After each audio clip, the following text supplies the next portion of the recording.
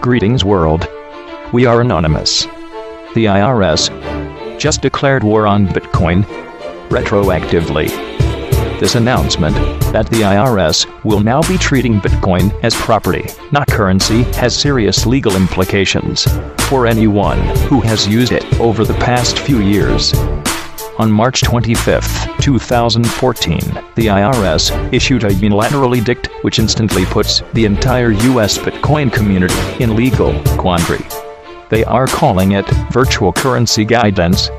The new rules designates all cryptocurrencies as property, not as currency, and states that any increase in value between the date of acquisition and the date of sale counts as capital gains and is taxable.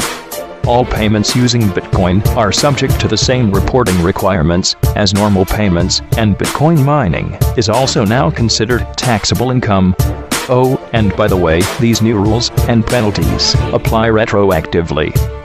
If you run now to grovel at their feet, they may be willing to reduce those penalties somewhat if you can convince them that you had a good reason for not reading their mind in the future. Their new law: taxpayers may be subject to penalties for failure to comply with tax laws.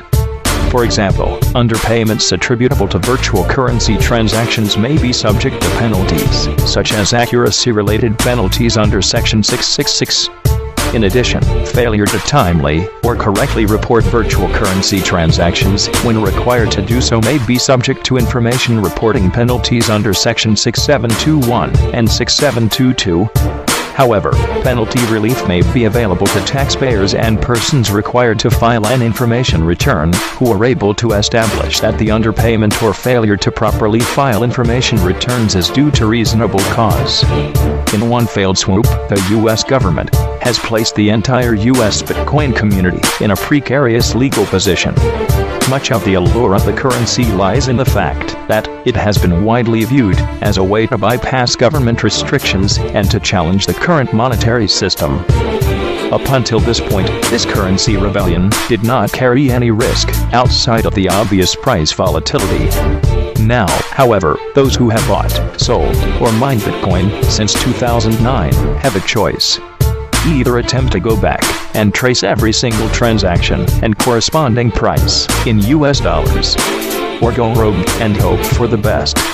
Considering the libertarian leanings of the Bitcoin community, it is unlikely that many will comply. The real question is whether this will push people to keep Bitcoin gains from touching their traditional bank accounts, or whether they will reduce their interaction with the currency.